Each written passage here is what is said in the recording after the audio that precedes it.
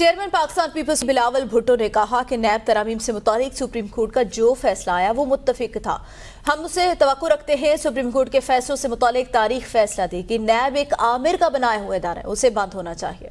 नैब peoples party के लिए कोई नई चीज नहीं, कोई फर्क नहीं पड़ता। हमारे लिए मुकदमात नए या पुराने कानून के तहत हों, सामना करने को तैयार हैं। जहाँ तक आज की फैसला की बात है, पाकिस्तान पीपल्स पार्टी के लिए नैब कोई नया चीज़ नहीं है। हमारा एक पुराना मौक़िफ़ है, राय है और दो वाज़ेह पोजीशंस हैं। एक कि नैब एक आमिर का बना हुआ इदारा है। जो फैसला आया आज सुप्रीम कोर्ट की तरफ से, ना मैंने वो फैसला पढ़ा है, मगर इतना कहना काफ़ी है कि ये एक्सपेक्टेड था।